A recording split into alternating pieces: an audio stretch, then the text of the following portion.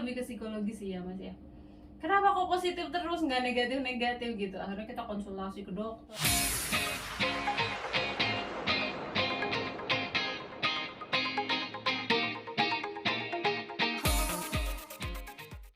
Terus alhamdulillah banget nih teman-teman kita itu care banget. Jadi begitu kan kalau misalkan begitu kita positif kan terus langsung ngambil cuti ya, terus lapor ke kantor, terus lapor ke puskesmas, lapor ke RT, lapor ke puskesmas itu harus ya, itu prosedural.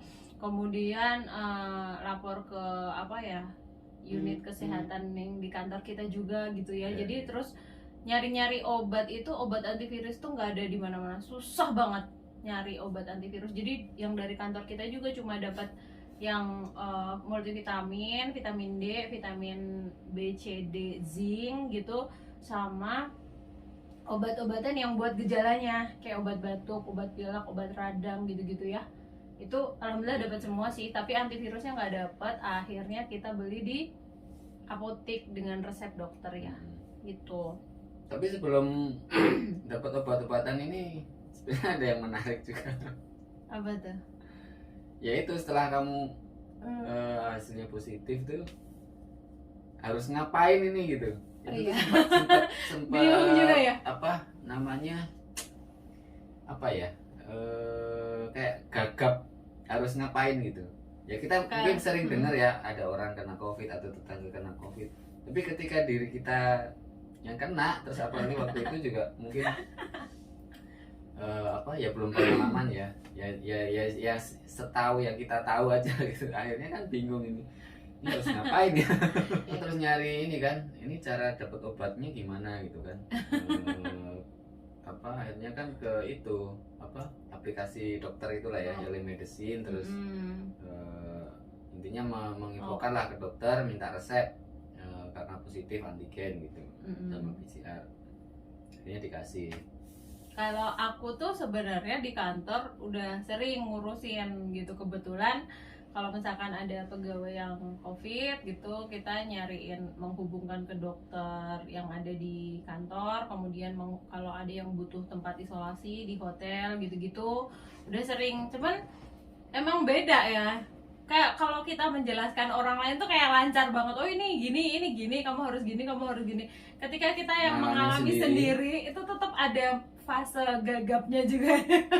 Walaupun sebelumnya udah berkali-kali jelasin ke orang lain, tapi begitu mengalami sendiri tuh, aku harus ngapain ya, ada kayak gitunya juga gitu. Cuman terus langsung yang agak repot kemarin itu karena antivirusnya susah. Jadi di kantor kebetulan stoknya juga nggak ada, terus kita beli di Kimia, satu-satunya apotek yang ada tuh Kimia Farma.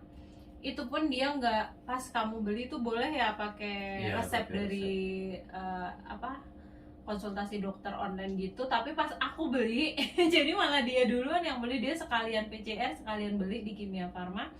Pas aku malah begitu dapat resep dari telemedicine itu, Kimia Farma nggak mau gitu, dia harus ada resep fisik gitu, harus beneran resep fisik, jadi harus ke dokter dulu gitu. Lah kan sama aja, telemedicine enggak harus resep fisik. Oke, akhirnya aku minta resep dari dokter di kantor gitu. Nah kebetulan karena adikku negatif, kebetulan pas ada vaksin keluarga kan. Nah adikku ke kantor, tak suruh mintain resep sekalian dari dokter di kantor. Terus aku konsultasi lewat telepon, tapi adikku yang ngambilin resepnya. Terus baru bisa ditebus ya di Kimia Farma. Itu kita dapat obatnya waktu itu bukan Avigan tapi oseltamivir gitu. Oseltamivir itu sebenarnya sih buat influenza ya, tapi kan dia memang sedikit meredakan gitu. Dan ternyata sudah sedemikian susahnya nyarinya, ternyata aku nggak begitu cocok. Nah kalau Mas Arif sampai habis ya Mas ya, cocok ya. Aku begitu minum si antivirus itu tuh nggak bisa tidur, kemudian susah banget tidur, jadi kayak malah nggak berkualitas, terus aku malah pusing padahal sebelumnya nggak ada. Terus sempet kayak apa ya, pokoknya ini kok nggak enak di badan, jadi akhirnya aku stop itu, nggak sampai habis antivirusnya. Karena ya itu aku efek sampingnya banyak begitu minum antivirus, jadi aku lebih banyak doping vitaminnya gitu.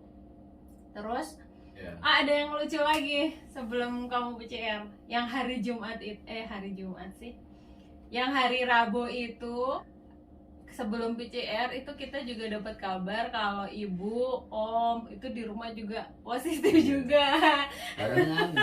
Barengan gitu. Jadi kayak yang pikiran tuh yang kayak aduh orang tua juga positif gitu, dan orang tua gitu loh usia udah lebih tua kan gitu kan, lebih beresiko juga gitu. Jadi kita pikiran juga tuh psikis, jadi kok ya bareng loh, kita jauh-jauhan kok tapi kayak bisa kena bareng gitu ya.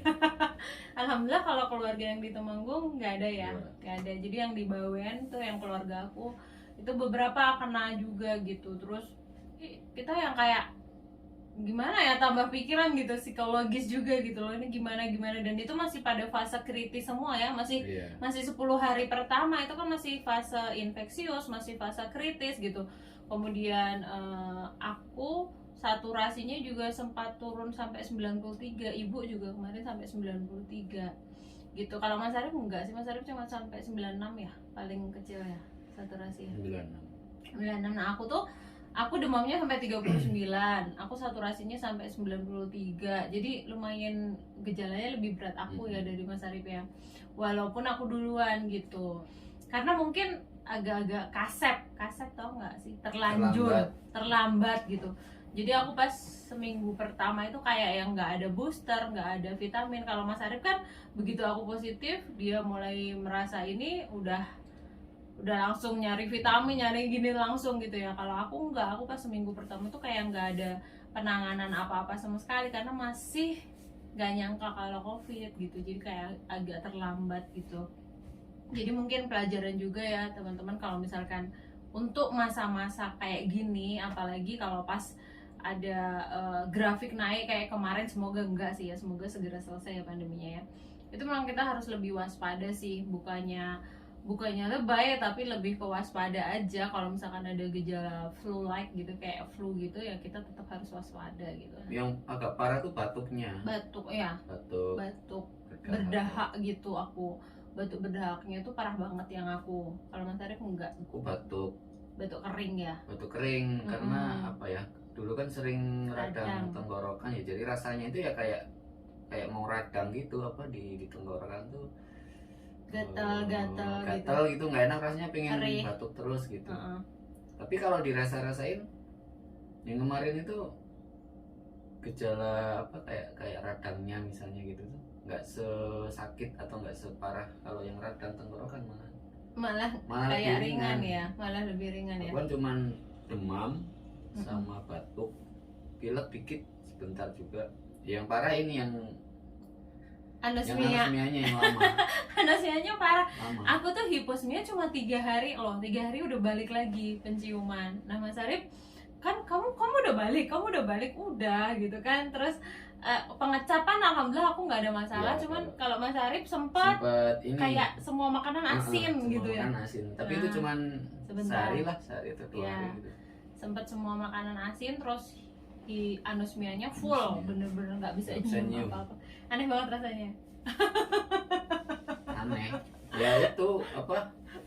Nyemprotin disinfektan aja nggak bau. Nggak bau, padahal itu kan nyengat banget ya. Jadi kan gejala COVID itu demam, kemudian batuk, pilek, kemudian anosmia, hiposmia atau peroksmia, kemudian sesak nafas. Kemudian saturasi menurun, saturasi oksigen ya menurun, pusing. Kemudian kalau yang varian Delta itu kemarin ada tambahan pegel-pegel, ada gangguan lambung, pencernaan, yang Delta ini ya tambahannya ya, sama ada mual muntah juga, ada diare juga gitu. Ada juga kan yang OTG, jadi gejala itu nggak harus mengalami semua dulu gitu loh. Jadi tergantung seberapa berat dan seberapa parah dia menginfeksi tubuh kita itu bagian mana aja. Kalau hiposmia, anosmia itu kan berarti dia nyerang ke saraf hidung gitu. Nah, Terus kalau misalkan pencernaan berarti dia terbawa ke saluran pencernaan gitu, tergantung dia tuh sampai mana si virus itu mengekspansi badan kita gitu. Aku pas awal-awal itu sempat makan bawang putih ya, karena waktu itu nyari antivirusnya nggak ada, jadi mikirnya gimana kita bisa mendapatkan antivirus ya dari sumber yang ada di rumah gitu. Cuman kalau bawang putih harus hati-hati ya, kalau ada yang punya masalah dengan tukak lambung atau mah gitu jangan coba-coba karena dia keras kan. Nah aku kayaknya bawang putih itu efektif buat aku gitu, jadi pas mulai hiposmia aku mulai makan bawang putih mentah tuh, terus 3 hari udah balik lagi penciumannya. Nah pas kita lapor ke RT, lapor ke puskesmas, lapor ke RT kan pasti bilang-bilang tetangga juga ya kita lagi isolasi gitu kan, terus lapor ke kantor itu tuh langsung banyak banget kiriman makanan, ya Allah.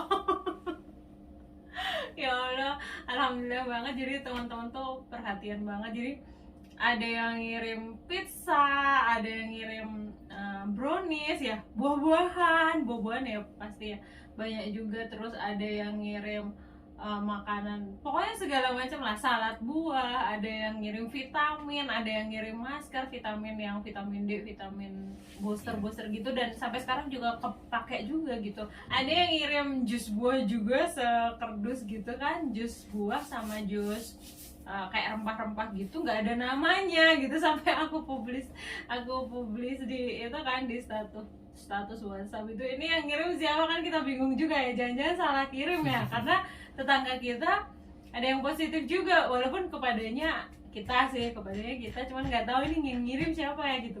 Ternyata teman-teman kantor. Terus itu ternyata teman-teman kantor lupa gitu.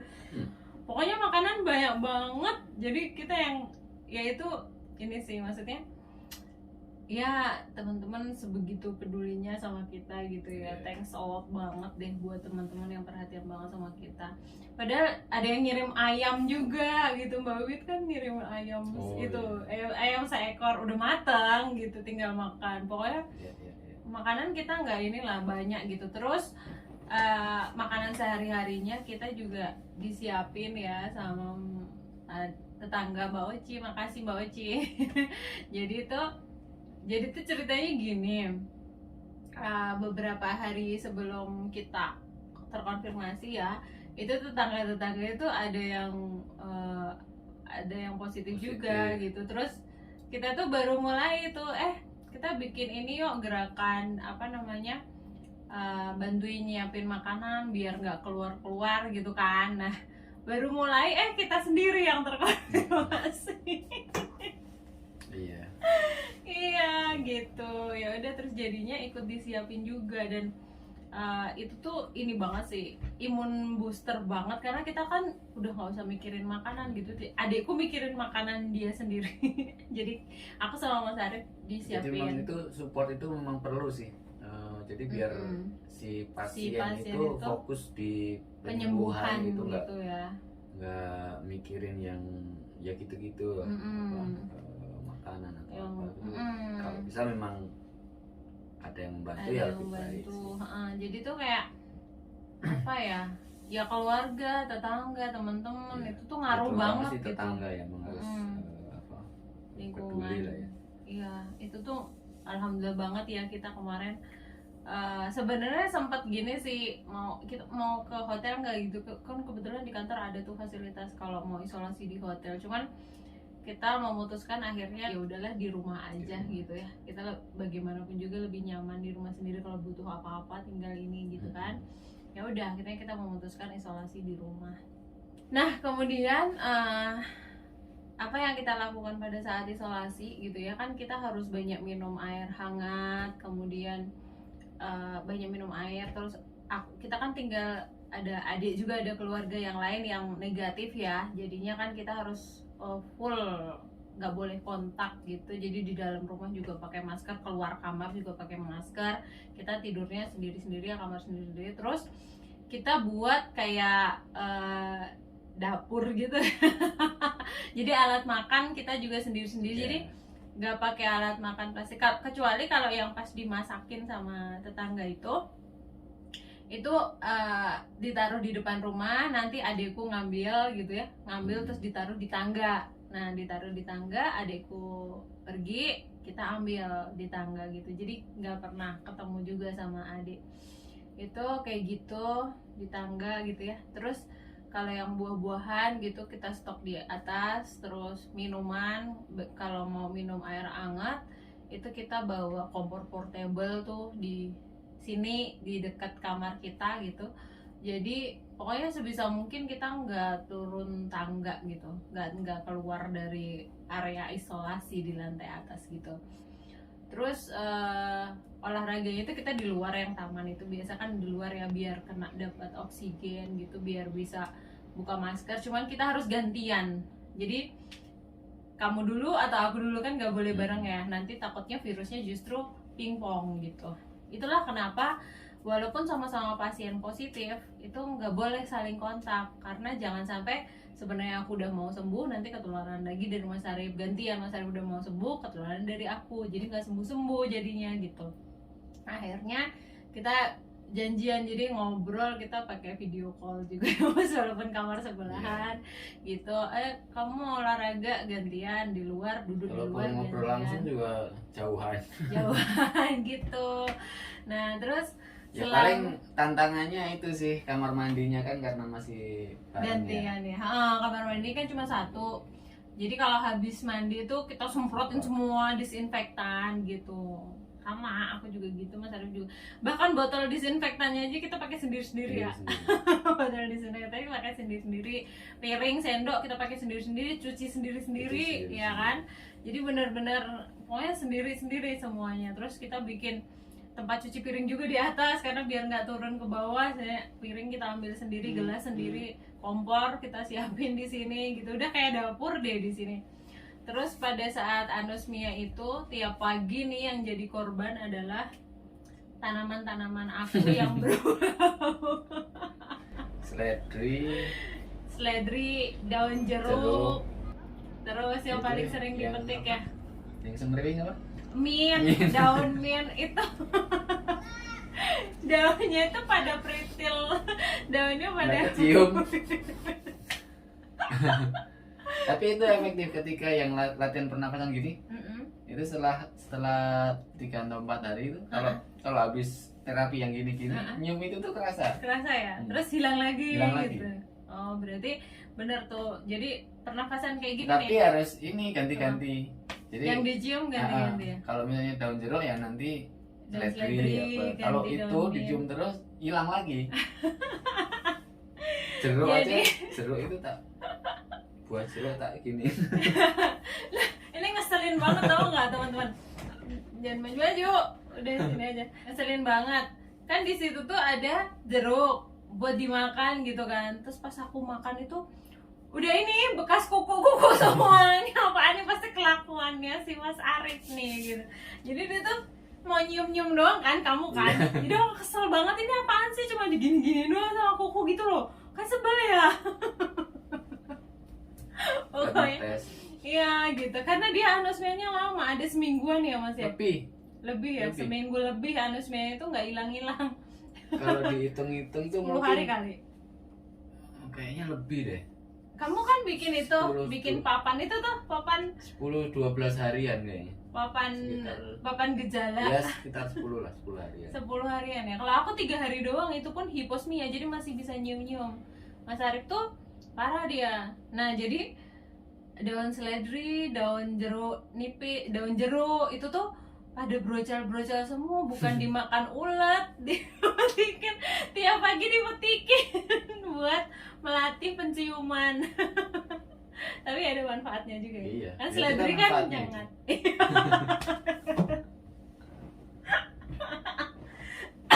Manfaatnya adalah untuk melatih penciuman gitu. Jadi ya gitu deh nasibnya, nggak sama ulet tapi sama ini nih. Oh ya, mengapa bagi yang sedang isolasi mandiri karena COVID itu penting banget untuk memiliki oximeter ya, karena gini, kalau sakit yang lain atau virus yang lain, orang kalau saturasinya turun itu di bawah 90 itu biasanya pasien itu sudah gelisah, udah mulai sesak nafas gitu ya. Cuman COVID ini agak unik. Jadi dia itu ada yang namanya happy hypoxia. Jadi terkadang saturasinya itu sudah turun tapi kondisi pasiennya itu masih santai, nggak ada sesak nafas, tapi ternyata saturasinya turun. Nah itu tuh kadang yang bahaya nggak disadari gitu loh, nggak disadari kayak oh enggak, aku nggak sesak nafas kok, aku nggak kenapa-napa kok, nggak gelisah kok gitu. Cuman ternyata saturasinya sudah di bawah 90 tuh sebenarnya udah waspada ya. Jangan sampai nanti kalau udah di bawah 70 itu harus sudah masuk ICU. Nah itu sebenarnya udah berat banget. Jadi kenapa penting untuk punya oximeter di rumah. Kalau yang isolasi di fasilitas kesehatan kan pasti dicek terus ya kan. Nah kalau yang isolasi mandiri di rumah, nah kita harus waspada tuh, harus punya oximeter. Ketika di bawah 95 itu harus sudah mulai waspada tuh. Jadi dia aku kemarin sampai 93, jadi aku ada proning, melakukan gerakan proning itu yang duduk kayak gini, terus yang satu lagi miring gitu. Sebenarnya itu untuk membantu udara atau oksigen masuk ke paru-paru dan kemudian tersebar ke seluruh tubuh gitu kan. Nah itu salah satu upaya-upaya yang bisa kita lakukan pada saat isolasi di rumah. Nah kalau sudah di bawah 90 itu kita harus hati-hati, itu kita harus ke UGD gitu loh. Jadi kadang walaupun nggak ada sesak nafas, kalau saturasinya udah 90 minimal, kalau misalkan di UGD penuh kan, kayak kemarin tuh rumah sakit penuh, nah kita harus nyari oksigen atau konsultasi dengan dokter pendamping gitu. Kalau udah kayak gitu tuh harus ditangani gitu, jangan sampai terlambat gitu ya. Nah itu aja sih pentingnya oximeter pada saat kita isolasi mandiri. Oke, mungkin itu sharing kita yang mungkin agak sedikit tidak tertata. Cerita aja apa yang kita alami kemarin. Semoga informasinya bermanfaat buat teman-teman semuanya dan ya bisa memberikan pelajaran buat khususnya kita sih, khususnya kita, dan ada hikmah lah pasti di balik musibah. Balik musibah ada hikmah. Oke teman-teman, itu tadi sharing dari kita. Semoga sekali lagi semoga bermanfaat buat kita semua. Sampai jumpa. Terima kasih udah bersama kita hari ini. Dah. Jadi ini adalah ruang isolasinya Mas Arif. Jadi karena kita berdua kena semua dan kamar tidur kita dipakai oleh aku. Jadi dia harus mengungsi. Ini menggunakan kamar kecil. Kamar kecil. Jadi kamu mau ngalah ya? Kamu mau ngalah. Dia selama isolasi dulu tidur. ngekos juga kamarnya segini. Oh iya. Kamarnya segini, ini kamarnya kecil banget. Ini ukuran berapa ya? 2,5 meter kali ya. Ini kamar kecil, kasurnya juga kecil. Ini ruang isolasi yang biasanya tuh dipakai buat kerja sebenarnya. Sebelum kita kena COVID, ini di set buat ruang kerja ya. Jadi ruang kerja ada meja kerja, kursi kerja. Nah terus kalau capek siang-siang bisa sambil tiduran, atau pas lagi meeting atau seminar yang kira-kira bisa off cam, nah kita bisa sambil tiduran. Nggak boleh ngomong ya. Kalau yang lagi off cam misalkan dengerin seminar gitu-gitu bisa sambil tiduran. Nah kemarin kita pakai buat kamar isolasinya Mas Arif gitu, sedangkan aku di kamar kami. Kasih ya. Ya, sama-sama. Kasih ya. Ya, sama-sama.